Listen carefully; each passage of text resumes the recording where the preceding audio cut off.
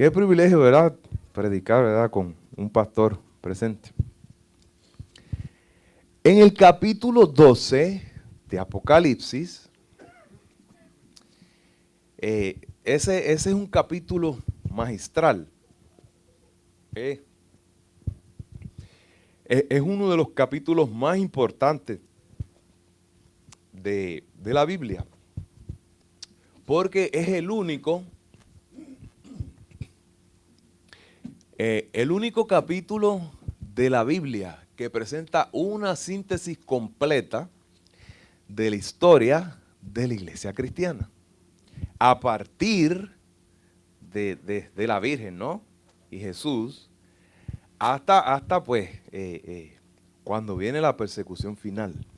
Es el único capítulo en toda la Biblia que hace eso. Por lo tanto, es bien importante. Entonces, ¿qué hora es?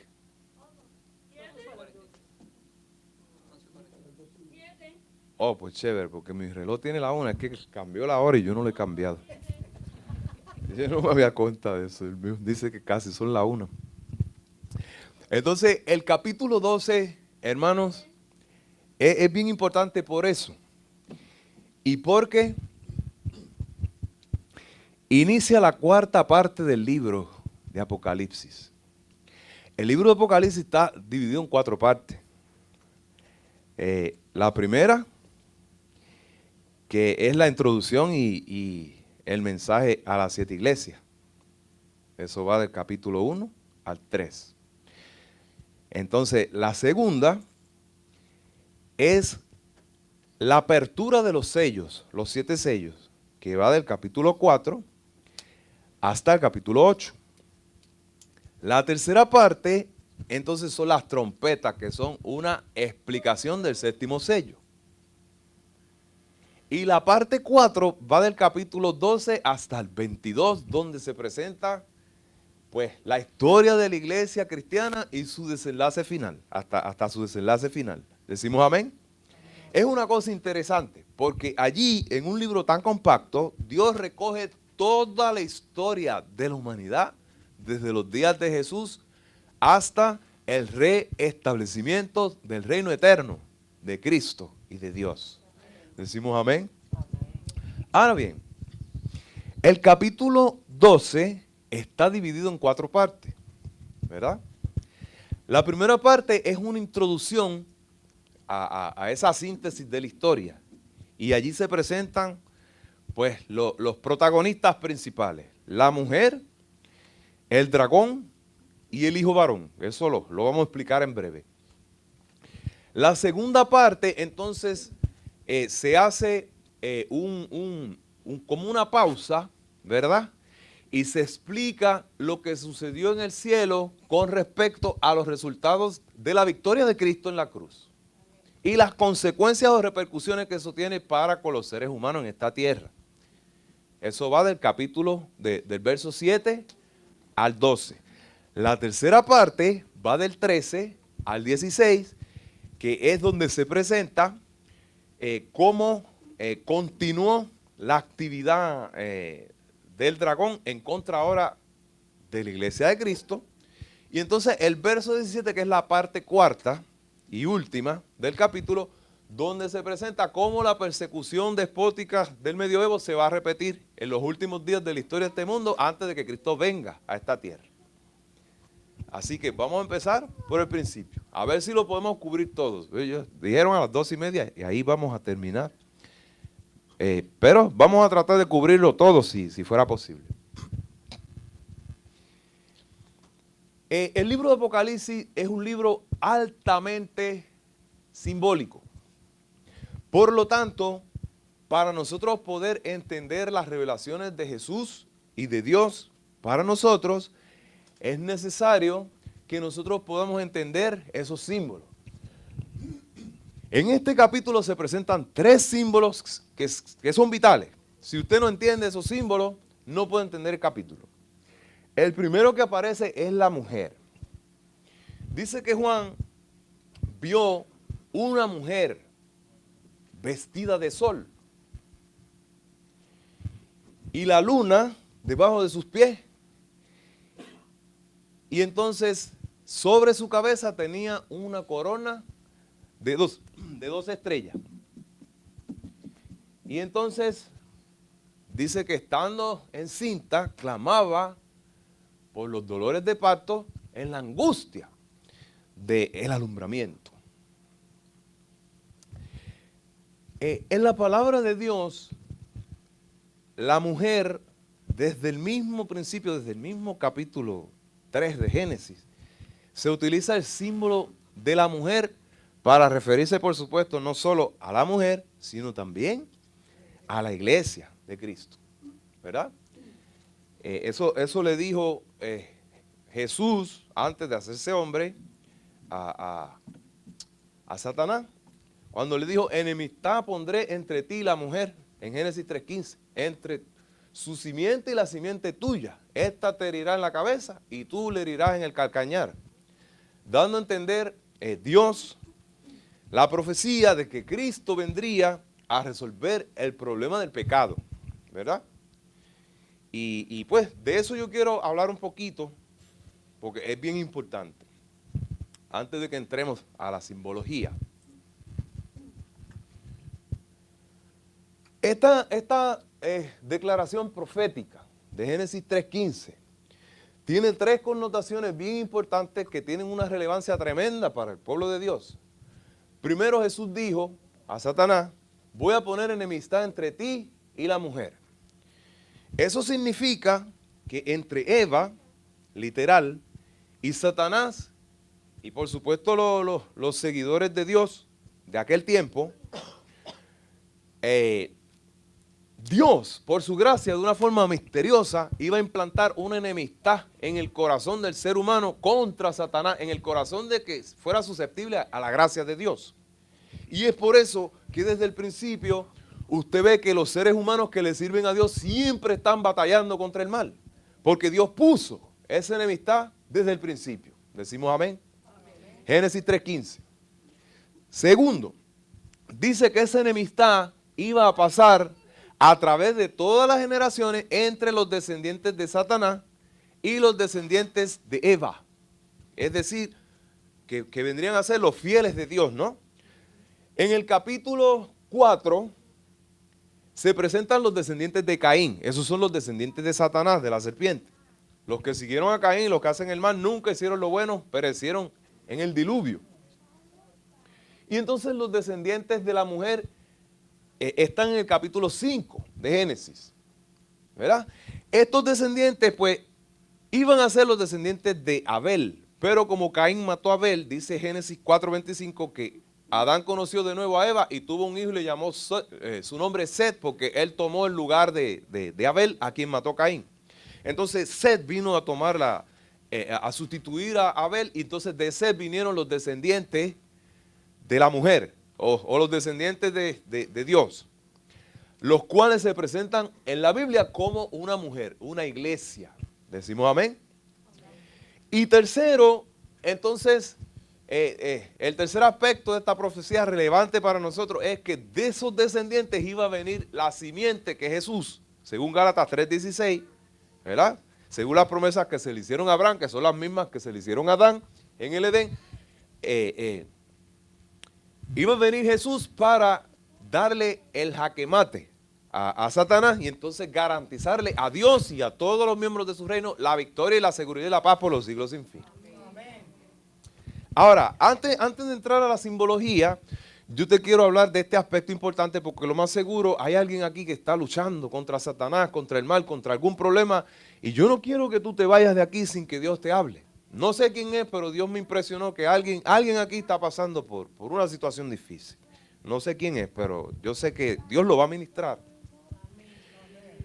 El texto bíblico dice, enemistad pondré entre ti y la mujer, entre su simiente y la simiente tuya. Esta te herirá en la cabeza y tú le herirás en el calcañar. Eso significa que los descendientes de Eva, los hijos de la promesa, los que serían fieles, según la línea de Set, después de quien vino Noé, y de Noé entonces vino Abraham, y entonces vino David, hasta Jesús, hasta nosotros hoy, que por el evangelio de Jesucristo Gálatas 3:29, nosotros somos descendientes de Abraham, somos descendientes de Jesús por el Evangelio. ¿Verdad? Los fieles de Dios estarían enemistados contra los descendientes de Satanás toda la historia. ¿Verdad? Entonces, eso significa que si tú estás batallando con algún problema, que si tú encuentras gente en el camino que no te entienden, que te hacen la vida imposible, que tratan de perjudicarte, hello, tú tienes que despertar y tú tienes que saber que no necesariamente es que tú estás haciendo algo malo, posiblemente estás sufriendo por tus errores, pero no necesariamente, porque hay un conflicto entre el bien y el mal. Y los descendientes de Satanás te hacen la guerra porque tú eres descendiente de Dios. Decimos amén. Y entonces Jesús dijo que esa guerra iba a continuar por todos los siglos hasta que culminara el conflicto, al final de la historia de este mundo. ¿Y por qué Satanás te persigue? ¿Por qué te oprime? ¿Por qué te hace la vida imposible? Sencillamente porque Jesús implantó esa enemistad por su gracia en nuestros corazones hacia Él. Y como Él está enemistado hacia Cristo, pues entonces Él nos hace la guerra a nosotros. Y nosotros pues le hacemos la guerra ¿a quién? A Satanás. O sea, eso es ineludible, eso es inevitable. De modo que si tú estás pasando por un momento difícil, según dice la profecía, dice que le iba a herir el calcañar. ¿Qué es el calcañar? El talón. Dice que Satanás le iba a herir el talón, que la iglesia de Dios iba a caminar así, con dificultad, pero que al final la simiente le iba a aplastar, no el calcañar, sino la cabeza a Satanás, se la aplastó en la cruz, Jesús. Pero falta que se la aplaste, entonces, al fin del tiempo, como dice Romanos 16:20, que el Señor Jesús pronto aplastará a Satanás en breve, delante de vosotros, lo pondrá debajo de vuestros pies, ¿verdad? Pero la realidad, hermanos, es que tú estás viviendo en medio de un conflicto. Tú tienes una lucha.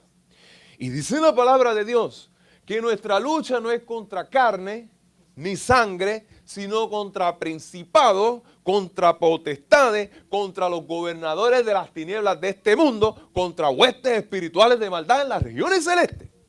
Los demonios que están allá en el aire, allá arriba, trepados, todos los días están haciendo planes para arrancarte del camino si fuera posible. Dicho sea de paso, tú estás vivo porque el ángel de Jehová acampa en derredor de los que le temen y los defiende. Porque si tú no tuvieras el ángel de Dios en derredor tuyo protegiéndote, el león rugiente Satanás que anda en derredor buscando a quien devorar ya te hubiese comido hace rato. Es así. O sea, nosotros vivimos en un conflicto y si no es porque Dios implantó esa enemistad en nosotros hacia Satanás y porque tiene sus ángeles que nos protegen y su espíritu, ya Satanás nos hubiese hecho pedazos, nos hubiese despedazado hace rato. De modo que cuando tú estás luchando en la vida, cuando tú estás pasando por momentos difíciles, por angustia, por tribulaciones, cuando tú encuentras que hay gente que de ninguna manera no importa lo que tú hagas, como quiera te hacen la guerra, te pagan mal por bien. Como decía David, me pagan mal por bien, Señor, ayúdame, porque no puedo soportar la conducta de estos impíos que me quieren destruir. Es bueno que tú sepas que eso está sucediendo porque tú estás viviendo en medio de un conflicto. ¿Decimos amén? ¿Decimos amén? Y Dios dice que Él está contigo todos los días hasta el fin del mundo. Tú eres parte de ese remanente de Dios. Tú eres descendiente de Caín o de Set. Tú eres de Jesús o de Satanás. De Jesús. Pues entonces tú tienes que seguir batallando. Sé fiel hasta la muerte, dice Dios, hasta la muerte, y yo te daré la corona de la vida. No te puedes rendir, tienes que seguir batallando porque Jesús dijo que eso iba a suceder. Entonces, si tú ves que se te complican las cosas, que no te salen las cosas como tú esperas, que no logras prosperar como tú deseabas, acuérdate que Jesús dijo que hay enemigos que están batallando contra ti, tratando de impedirte tu prosperidad en esta vida y que tú alcances el reino eterno de Dios. De modo que hay que perseverar en pos de Jesús porque al final Él nos dará la victoria. Ahora bien, la mujer de Apocalipsis 12 está vestida de sol. Ya dijimos que es la iglesia. Dice Pablo en 2 Corintios 11:2, porque os celo con celo de Dios, refiriéndose a la iglesia de Corintio. Y os he desposado con un solo marido para presentaros como una virgen pura a Cristo. Quiere decir que en la Biblia, tanto en el Antiguo como en el Nuevo Testamento, se usa el símbolo de la mujer para referirse ¿a quién? A la iglesia, que somos nosotros. Así que esa mujer, yo quiero que tú no estés pensando que mira, que esa es una mujer allá, oh, es la hermana, no, es el pastor, no, está hablando de ti. Tú estás ahí metido en ese símbolo. Tú estás allí. Esa mujer eres tú. Tómalo personal, no mires al que está a tu lado. Esa mujer eres tú, para que Dios te hable.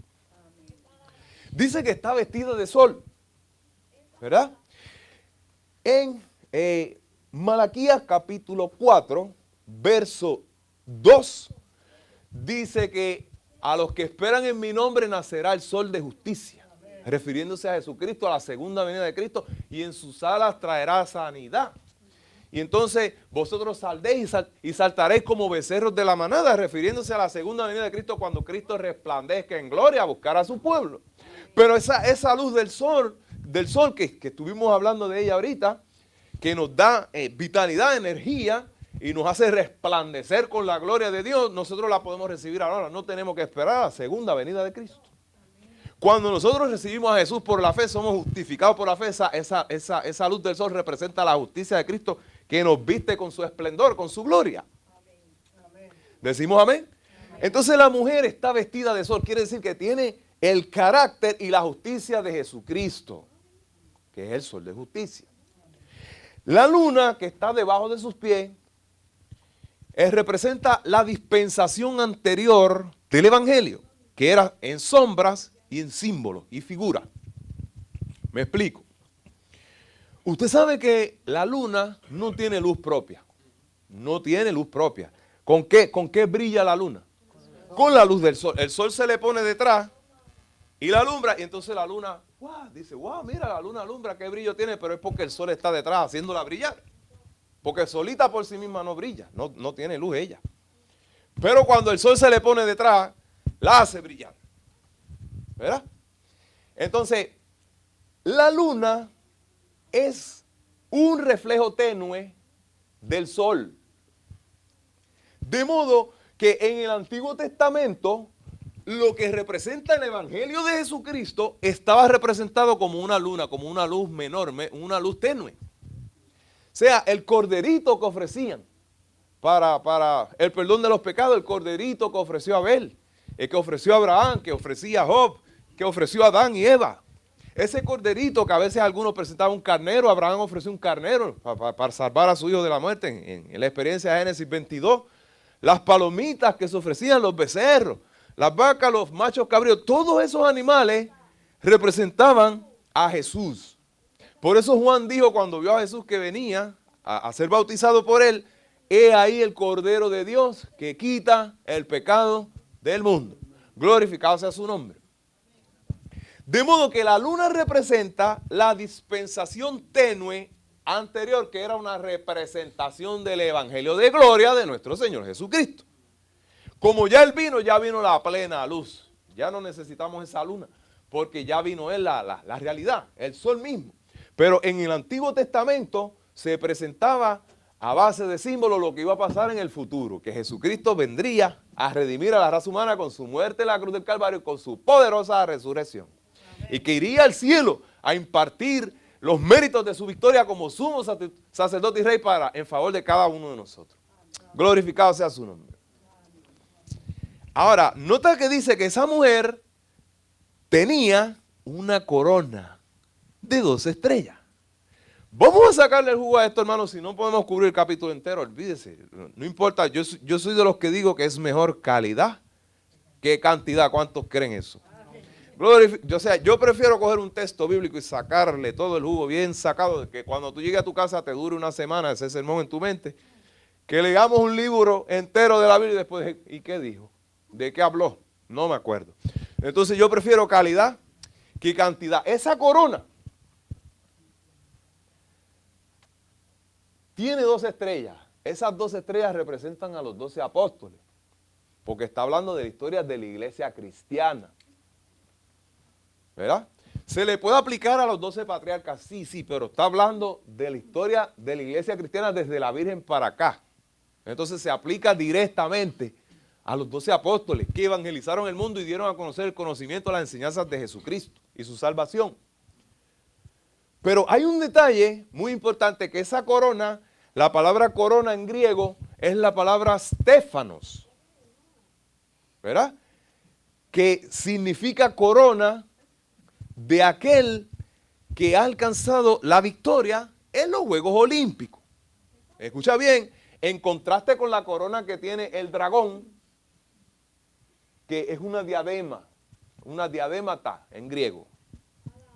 Esta corona es la corona de aquel que se ejercita en la carrera, ¿verdad? En los juegos pedestres ellos se ejercitaban y hacían mucho ejercicio, y cuando venía el día de la carrera ellos corrían, y el que ganaba recibía una corona de laurel, tejida así, se la ponían y esa gente hacían unos esfuerzos y unos entrenamientos tremendos para ganarse esa coronita, porque eso era un honor tan grande.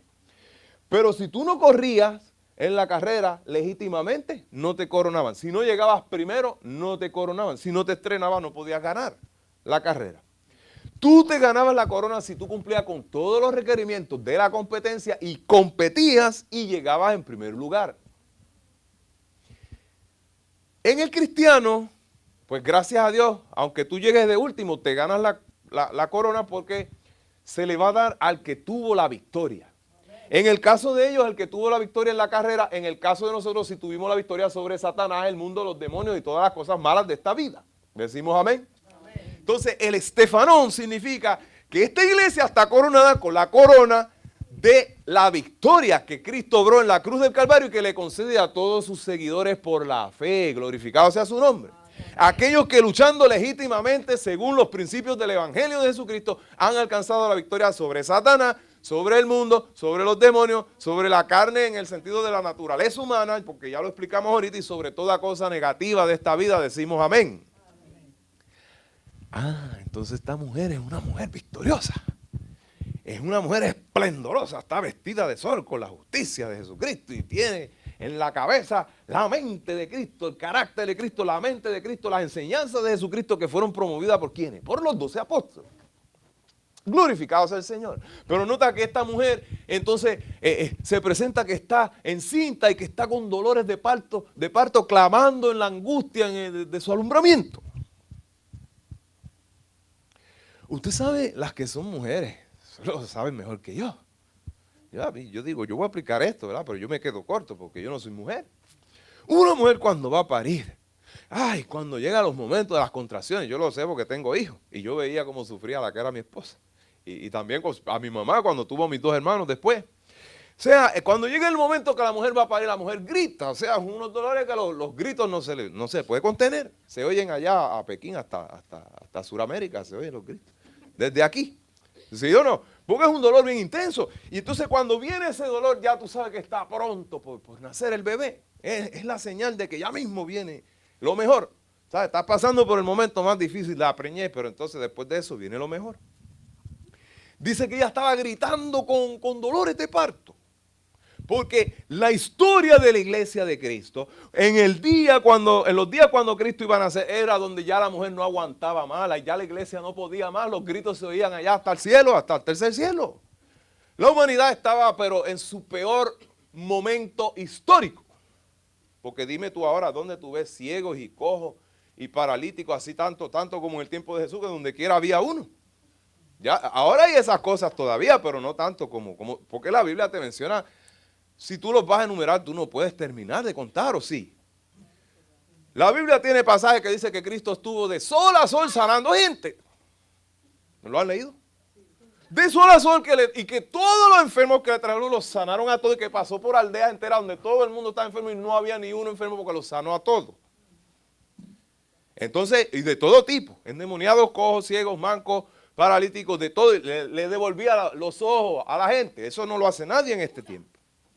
Entonces, la historia de la iglesia estaba pasando por su momento histórico más crónico, más crítico. Por eso estaba con dolores de parto que ya los gritaban. Entonces, cuando nace el hijo varón, viene el solaz, la calma, la bonanza para la humanidad, decimos amén. Porque cuando Cristo nació, ahí vino lo bueno para todos los seres humanos.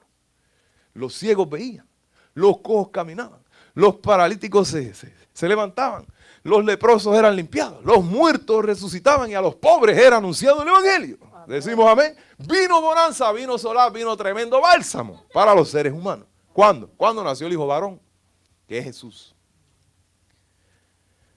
¿Alguien dice amén?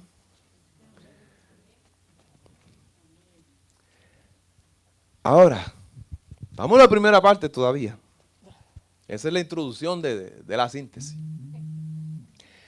Dice el verso número 3 que no solamente vio una mujer, sino que vio a quién. Vio al dragón. El verso 9 de Apocalipsis dice que el dragón es Satanás, la serpiente antigua que engaña al mundo entero. Es Satanás. Y que ese dragón apareció rojo y que con su cola arrastraba la tercera parte de las estrellas del cielo y las arrojó en tierra. Y dice que ese dragón tenía 7 cabezas y 10 cuernos, y en sus cabezas tenía 7 diademas. Ahora, nota el contraste del carácter del dragón y del carácter de la iglesia, que es el carácter de Jesús. La iglesia tiene la corona de ¿qué dijimos ahorita? La corona de la victoria, la corona del que compite legítimamente en la competencia y alcanzando cumplir con los requerimientos de la competencia es coronado por la corona de la victoria de Jesús, reproducida en nosotros. Pero esta corona que tiene estas cabezas del dragón es una diadémata. La diadémata es una corona que usaban los reyes medo-persas, de ahí viene la idea. Y es una corona de reyes que gobernaban despóticamente, en su mayoría. Sí, hemos estudiado en el folleto, mira, aquí está, Esdras y Nehemías. Y el anterior, que hubo muchos reyes persas que fueron buenos. El Medo, ¿verdad? Darío el Medo, Ciro el persa, Cambises su hijo fue bueno, después vino Darío, fue bueno. Y antes de Darío se coló por ahí el falso Esmerdi, Artajerjes, ese fue malo. Después de Darío vino Asuero, que fue bueno, y después vino Artajerjes, que fue el que le dio los chavos a Nehemías para construir los muros. O sea, hubo reyes buenos en el imperio medo-persa, ¿no? Pero fuera de esos, que eso es como un puñadito, porque ellos duraron 208 años reinando. La mayoría de los reyes persas, ellos eran despóticos. Y ellos, o sea, los imperios terrenales que vinieron después y antes tenían el mismo espíritu, la misma mentalidad. Ellos gobernaban a la gente por la fuerza, a la brava. Yo no sé cómo dicen en tu país, en Puerto Rico dicen a la cañona, a la brava. O sea, que tú haces esto o te mato o te meto preso o te saco de la existencia, así, a la brava. Entonces, lo que está dando a entender Juan, la revelación de Jesucristo, porque es Jesucristo que le reveló el capítulo completo, el libro completo a Juan, y le está diciendo que este dragón que ha gobernado el mundo en diferentes periodos históricos por medio de diferentes representaciones que son las cabezas, gobierna ¿cómo? De una forma despótica, opresora, obligatoria, mandatoria, a la brava, a la cañona, o si no te arranca la cabeza. ¿Verdad? Entonces, vamos a hacer un recuento, y aquí, porque usted va a tener que comprobar eso, porque yo no voy a citar textos bíblicos, no tenemos tiempo. Usted lo va a tener que escribir, si quiere, para comprobarlo, investigarlo.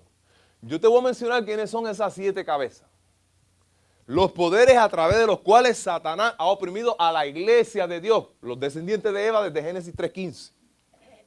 El primer imperio a través del cual, porque Satanás ha gobernado el mundo a través de imperios. Han habido imperios buenos y han habido imperios malos, ¿verdad? El primer imperio fue el imperio egipcio. Esa fue la primera cabeza del dragón. Tiene 7. Ahí vamos por la primera.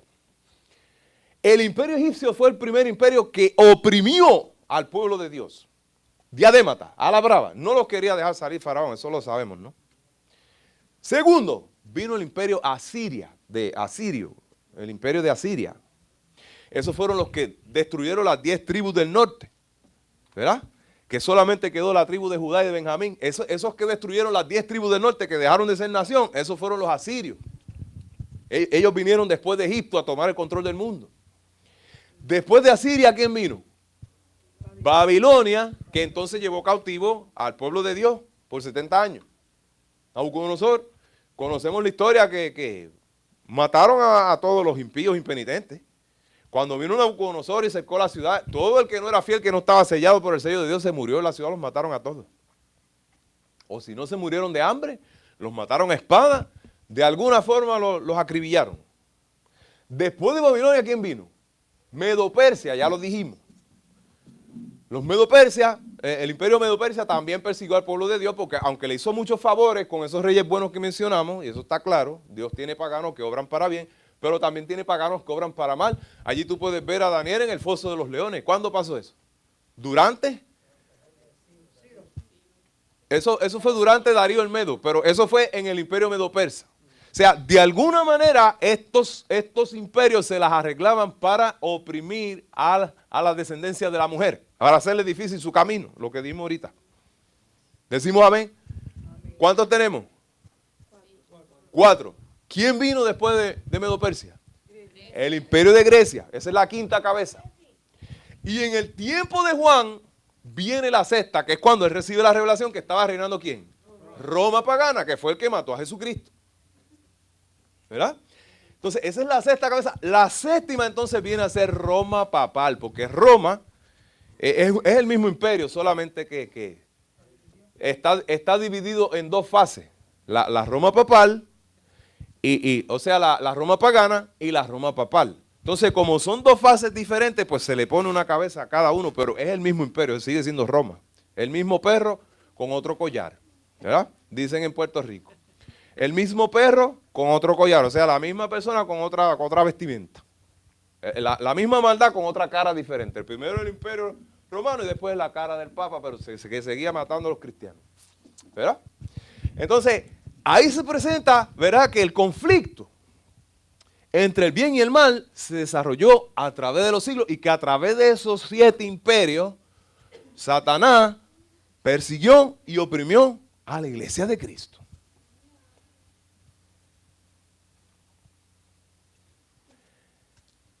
Y hablando particularmente de la sexta cabeza, dice el verso siguiente, que el dragón se paró al frente de la mujer que estaba por parir, a fin de devorar a su hijo tan pronto como naciese. ¿Quién hizo eso en la historia? A ver, los que son estudiosos. Herodes en el capítulo 2 de Mateo, ¿verdad? Herodes trató de matar a Jesús tan pronto como nació. Dijo, ¿dónde está que yo lo quiero adorar también? Sí, pero era porque tenía miedo que le quitaran el trono, lo quería matar. Y entonces Dios por revelación le dijo a José, mira, vayan a Egipto porque quieren matar al niño. Y con los regalos de Navidad, incienso, oro y mirra, ellos costearon los gastos y se fueron a Egipto hasta que el hombre se murió. Y después regresaron por revelación divina otra vez. ¿Verdad? Pero ahí se presenta ese momento histórico en el que Jesús nació y tuvo que pasar por lo que dijo Génesis 3:15. Iba a caminar con dificultad. Desde niño el pobre muchacho ya tenía que estar corriendo de un sitio para otro huyendo. ¿No les parece que se cumplió la profecía? ¿Sí o no? Con dificultad porque Jesús fue pobre. Siendo rico se hizo pobre. Era multimillonario, pero aquí vivió como pobre. Y desde que nació estuvo corriendo de lado y lado, recibiendo los embates satánicos de diferentes ángulos. Ese fue el primero. Ya, acabando de nacer, tuvieron que arrancar para Egipto. Pero dice la profecía que el hijo varón fue arrebatado para Dios y para su trono y que regirá a las naciones con vara de hierro.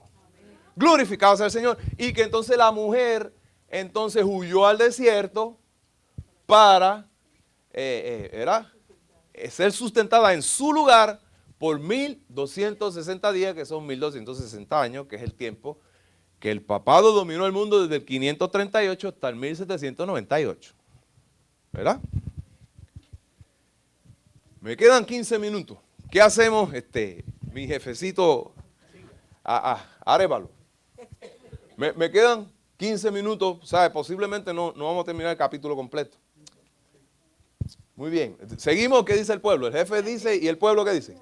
Amén. Otra vez, a ver, hermano, que no los quiero agobiar. ¿Seguimos? Un ratito más, ¿verdad? Muy bien.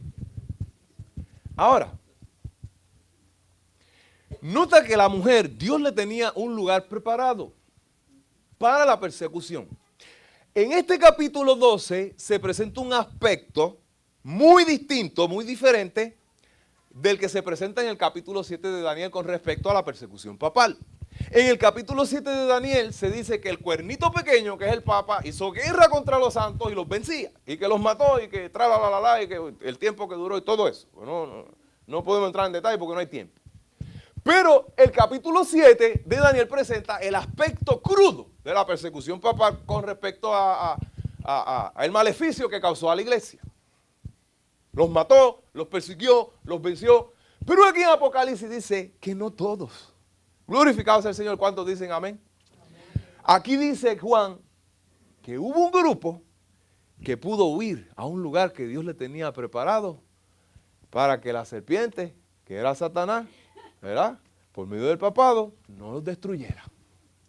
Durante 1260 años, eso está profetizado en el capítulo 11 de Apocalipsis, Dios por medio de los dos testigos que eran los fieles de la iglesia, Jesucristo y el Espíritu Santo, el Antiguo y el Nuevo Testamento, estuvo sosteniendo a su iglesia en los lugares ocultos, en las catacumbas, ocultos allá en las cuevas de la tierra, escondidos de la persecución papal, tenían su lugar donde Dios los sostuvo. Glorificado sea el Señor. Amén. Hoy día es posible que tú también estés pasando por algún momento de prueba, por algún momento de persecución.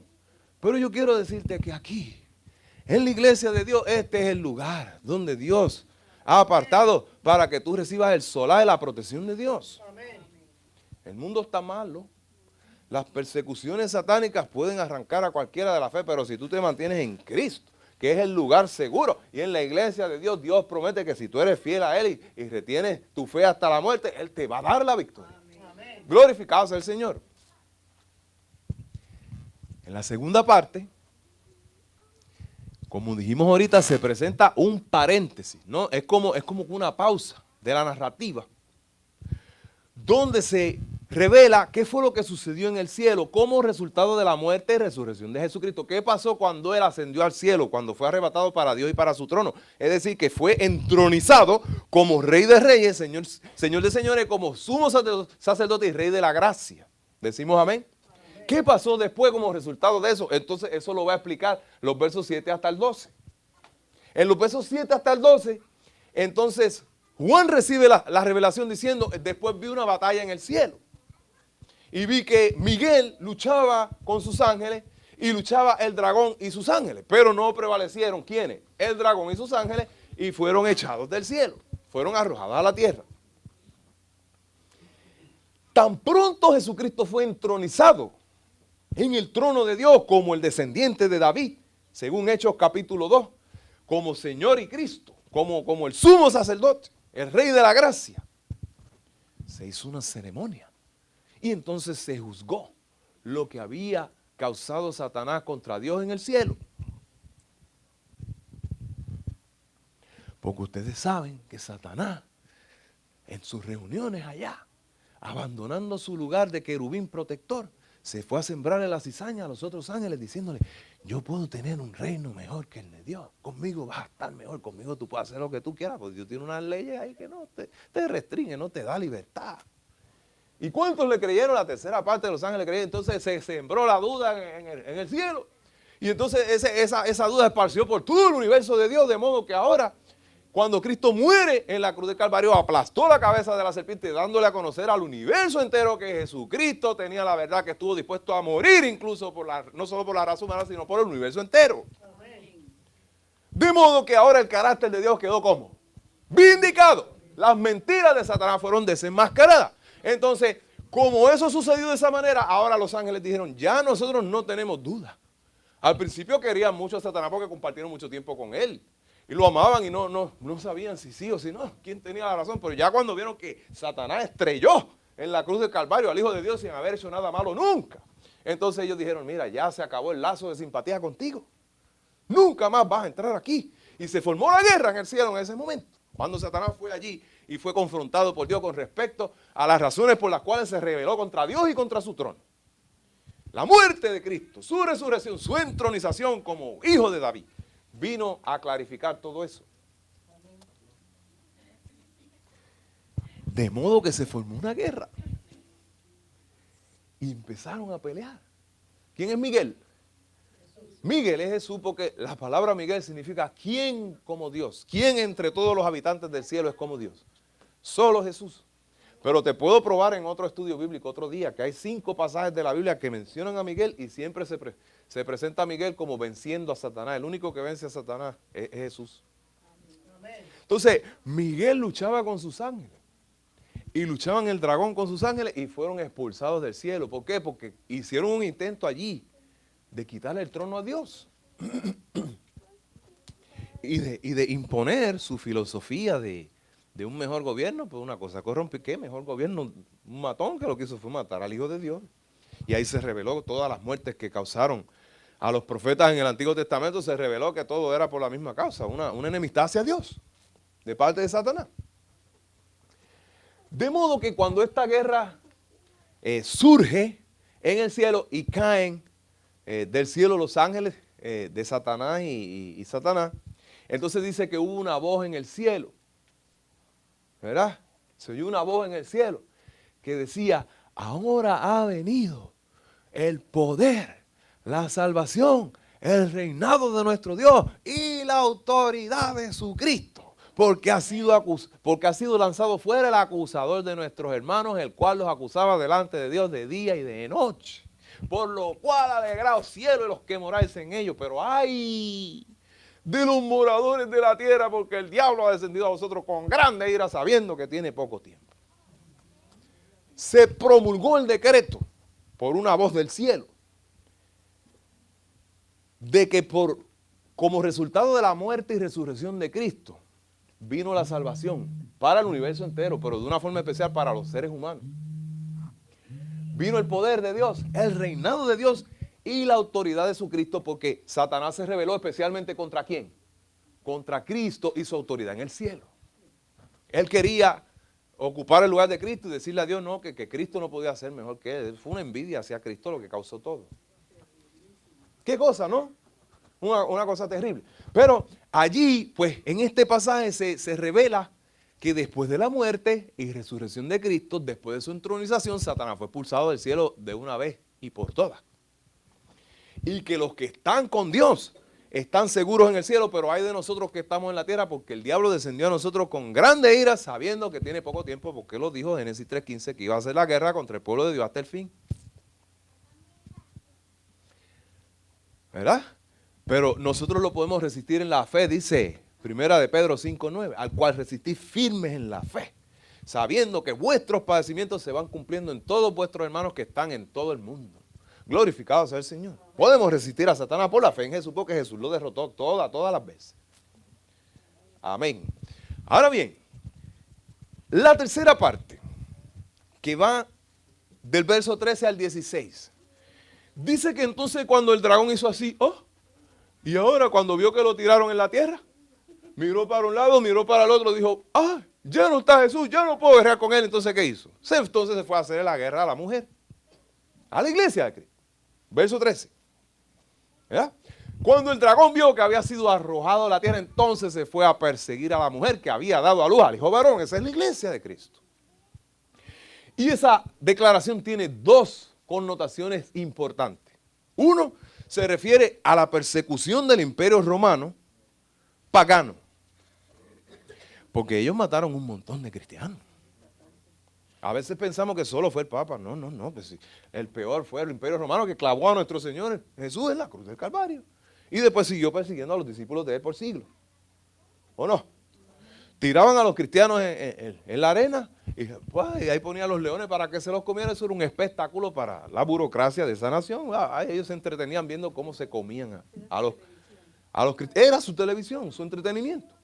Entonces, su televisión negativa, ¿verdad? Porque hay programas buenos en la televisión. Pues ellos se entretenían con eso, hermano. Una cosa increíble. Era un show. Todo el mundo, mira, hay cristianos hoy, los van a matar. Ahí se llenaba el coliseo a ver cómo se los comían los leones. Les decía, mira, César o Jesucristo es rey, el descendiente de David. Jesucristo es rey. Ah, pues entonces para los leones. Para los leones. No, ¿sabes? Porque el César en ese tiempo, escucha bien, ¿cuál fue la causa principal? El César en ese tiempo se autoproclamó Dios y entonces él exigía adoración. Él exigía adoración, entonces, como le decían, no es que ellos adoran a otro señor, ellos adoran a Jesús. Pero ¿cómo que Jesús? ¿Quién es Jesús? No, Jesús, el Dios de los cristianos. No, tienen que adorarme a mí, yo soy el emperador. Y entonces los traían y los confrontaban. ¿A quién tú vas a adorar? ¿Al emperador o a Jesús? ¿Al hijo de David? ¿A Jesús? Ah, pues entonces, para los leones. Y los mataron de diferentes formas, ¿no? Los mataron. Entonces, la persecución se refiere a la persecución de Roma pagana y entonces posteriormente a la persecución de Roma papal que empezó en el año 538 y duró hasta el año 1798. Nosotros como adventistas del séptimo día no podemos pasar por alto esa fecha, se supone que todos la sepamos de memoria. 538 al 1798, esos son el periodo de los 1260 años. Un día por año te lo he dado, dice la profecía, números 14, 34, 35. En profecía bíblica, un día equivale a un año profético, ¿verdad? No tengo tiempo para explicar eso porque quiero terminar el capítulo completo. Entonces, en ese periodo nosotros sabemos que los cristianos fueron quemados, los mataron de hambre en los calabozos sin dejarlos comer, les arrancaban las extremidades, ponían un caballo aquí, un caballo aquí, un caballo aquí, un caballo acá, o un caballo aquí, un caballo acá. Le hacían así en la espalda al caballo, sale el caballo corriendo y ahí le arrancaban los brazos y las piernas y le dejaban el torso solo a la persona. Y los quemaban vivos. Mira, son, según las investigaciones más recientes, 80 millones de cristianos que mató el papado. Las investigaciones antiguas dicen 50, pero ya subieron a 80. Sean 50, 80, la profecía se cumplió. Dios lo anunció. Ahora, dice que en ese periodo, otra vez, porque ahora se está amplificando lo que se dijo en los primeros 6 versículos, se está amplificando. Dice en el verso 14 que la mujer tuvo las alas de la gran águila. ¿Usted ha visto cómo huele el águila? ¿A cuánto le gusta el águila aquí? Me encanta. Usted sabe que usted es un águila. ¿Cuántos son águilas aquí? Gloria a Dios. Los cristianos son símbolos, el águila es símbolo de los cristianos.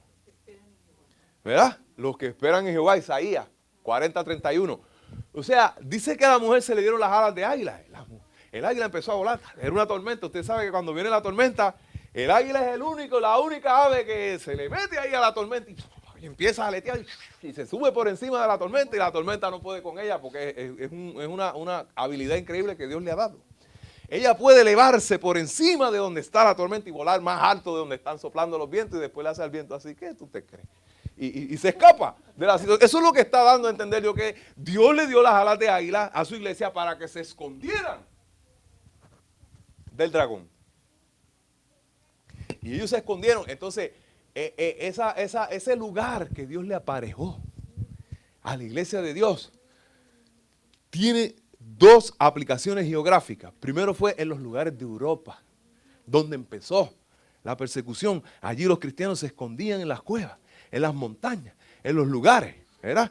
Daniel capítulo 7 menciona que mataron a muchos. Allí están los valdenses y los hugonotes y otros más. Pero entonces aquí Juan dice que hubo unos que escaparon, esos se escondieron y no pudieron. En los lugares despoblados de Europa, ellos se escondieron. Pero la profecía tiene una aplicación más precisa, más gloriosa. Y fue aquí, en el verso 16, donde vino. En el verso 16 dice, 15 y 16, dice que la serpiente arrojó de su boca agua como un río tras la mujer, para que la mujer fuera arrastrada por el río. Esa fue la persecución que trató de destruir a la iglesia de Dios por completo. Y si usted lo quiere leer, eso está en el Conflicto de los Siglos, capítulo 17. ¿Verdad? Y en el capítulo 26, más claramente explicado. Los ingleses, huyendo de la persecución papal y de la misma iglesia anglicana reformada, que vino después de la reforma de Martín Lutero, ellos se fueron de Inglaterra hasta Holanda. En Holanda consiguieron trabajo y empezaron a trabajar en un país donde no conocían su idioma, como estamos algunos aquí, ¿no? Y entonces, allí trabajando, tenían su pastor que se llamaba Robinson. Ellos eran ingleses en Holanda, desde las playas de Holanda. Ellos vieron una mano que le hizo así. Crucen el océano. Yo voy a estar con ustedes. Tengo una tierra mejor donde ustedes van a poder adorar a Dios según los dictados de su propia conciencia, sin que nadie los persiga ni los atormente por su fe. Y ellos creyeron y dijeron, vamos a ir. El pastor Robinson dio su último sermón y le dijo, vayan a donde Dios los guíe. Y recuerden bien, nunca rechazar una luz nueva que venga a su corazón si está en armonía con la luz anterior. Vayan, crucen el océano. Y ellos se montaron en el Mayflower. Y chinguín, ¡fua! Aterrizaron en la costa este de los Estados Unidos y entonces empezaron a sembrar. Vivieron con los indios los primeros días. Empezaron a sembrar y en el primer año tuvieron una tremenda cosecha. Por ahí viene el Día de Acción de Gracias. Voy contigo, te estoy siguiendo, me estoy dejando guiar por el Señor porque yo sé que esto viene de Dios.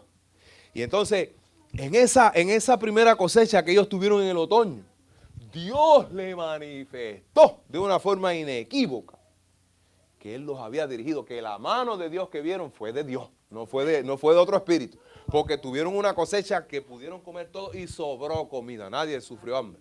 Esa fue la señal de que Dios los dirigió y los trajo a esta tierra. Posteriormente, cuando ellos se establecieron como las 13 colonias y se liberaron en el año 1776 y vinieron a ser los Estados Unidos de América, la nación libre y soberana con libertad civil y libertad religiosa. Ahí fue cuando la persecución papal terminó por completo, decimos amén.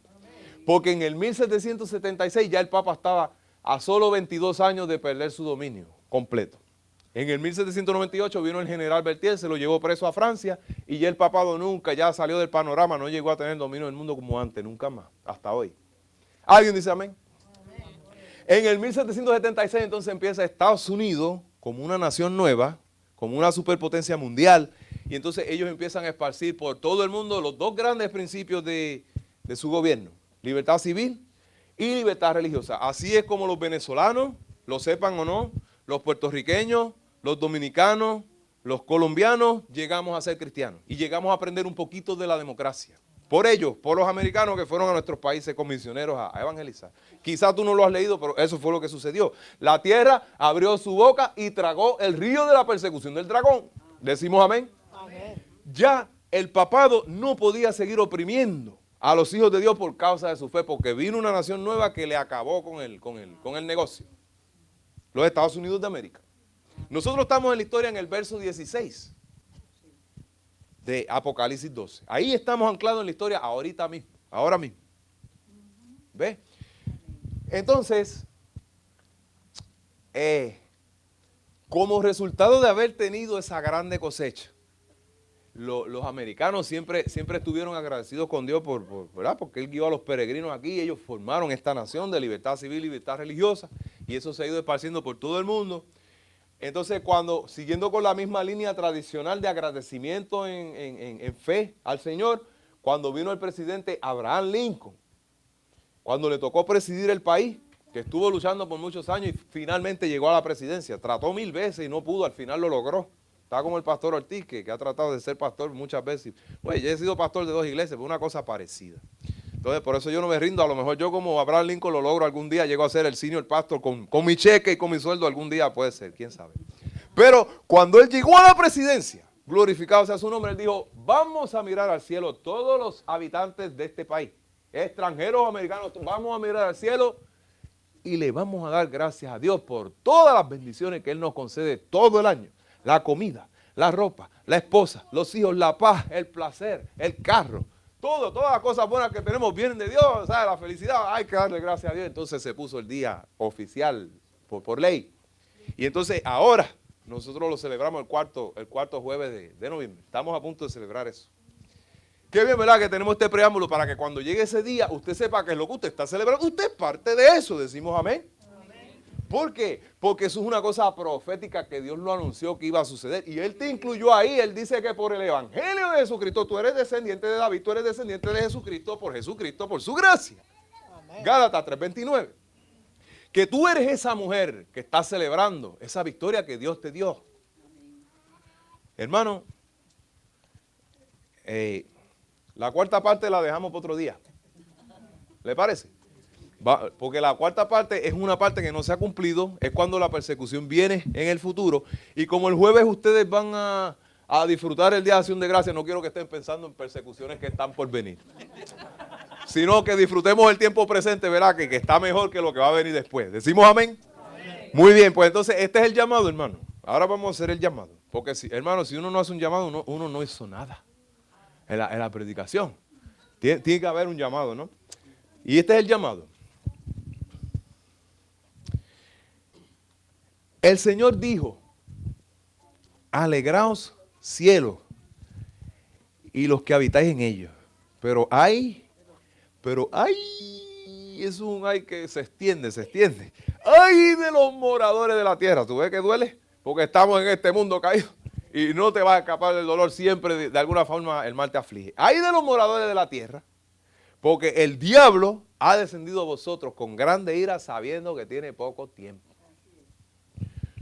Si tú le quieres dar gracias a Dios y tú te quieres alegrar en Él por la victoria que Cristo nos concedió, y tú quieres defender este evangelio y esta libertad que nosotros tenemos, la única vez en toda la historia que una nación que está rigiendo el mundo le concede libertad a la gente para hacer de la iglesia que quieran, del trabajo que quieran, libertad civil y religiosa, eso nunca se había visto. Si usted analiza todos los imperios anteriores que gobernaron el mundo, dominaban por la fuerza a los otros. Tú tenías que hacer lo que ellos decían a la brava o te mataban. Aquí no, aquí tú puedes ser hasta ateo si quieres, después que tú seas un buen ciudadano, te dejan tranquilo. Puedes adorar hasta Alá. Si eres un buen ciudadano y no matas a los otros porque no son de tu religión, te dejan tranquilo. No, eso no es una cosa linda, hermano. ¿Sí o no? Si tú le quieres dar gracias a Dios y tú quieres ser refrigerado por la gracia de Cristo, por su Espíritu, por su palabra, y seguir adelante predicando este evangelio para que otros puedan disfrutar de esta libertad y de la salvación que Cristo nos ofrece por los siglos sin fin, yo quiero que tú pases al frente. Amén. El Señor Jesús te dice en esta hora, mira, esa hermana es dominicana, nosotros le trajimos el evangelio a ellos. Nosotros le trajimos el evangelio. 1-2. Nosotros le trajimos el evangelio a los dominicanos. La primera vez que les predicaron fuimos nosotros, pero nosotros les predicamos porque los americanos nos predicaron a nosotros. Y entonces desde nosotros fuimos a Venezuela a predicar en Venezuela y los venezolanos abrazaron el evangelio adventista. Y así se fue esparciendo. Y misioneros americanos y de nosotros y así, hasta que ahora casi todo el mundo es cristiano. Yo creo que no hay un país hispano que no tenga iglesias cristianas. Adventistas estamos en todos los países hispanos, ¿eh? Entonces, hay que darle gracias a Dios por eso, hermano. Nosotros somos parte de eso. Tú le quieres dar gracias a Dios y quieres ser regenerado, renovado por el Espíritu de Dios, pasa al frente. Ven a Jesús. Hermano, porque esto es profético, tú eres parte. Esa mujer vestida de sol eres tú. No estés mirando al pastor, eres tú eres parte de esa gloria. Y tú sabes qué, que lo más glorioso es que dice Apocalipsis 12:10, que si tú eres fiel hasta la muerte, Dios te dará la corona de la vida, que Pablo le llama la corona de justicia. Y que dice Pedro en 1 de Pedro capítulo 5, verso 4, que el mismo Jesús te la va a poner en la cabeza con sus manos. ¿Tú no crees que es un privilegio grande? Que Jesús va a ir uno por uno, mira, poniéndole la corona de la victoria a cada uno de nosotros. ¡Wow! Dios, o sea, yo me derrito delante de Dios, yo no sé qué yo voy a hacer, pero yo creo que yo caigo al piso como hacen los 10 ancianos y me quito la corona y le digo, Señor, si tú eres digno del Cordero, si no fuera por ti, nosotros no somos nada. Toda la gloria es para ti. Toda la gloria es para Jesús. Y eso va a pasar, Dios te va a dar esa corona. Si tú perseveras hasta el fin. ¿Alguien más quiere venir al frente? ¿Alguien más tiene una petición especial?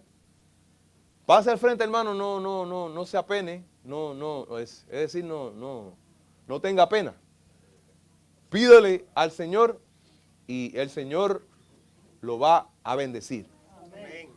Y entonces, ahora cuando nosotros sigamos predicando el Evangelio y celebrando los días de acción de gracia, nosotros tenemos un conocimiento como que más exacto, ¿no? Más bíblico de qué es lo que estamos haciendo.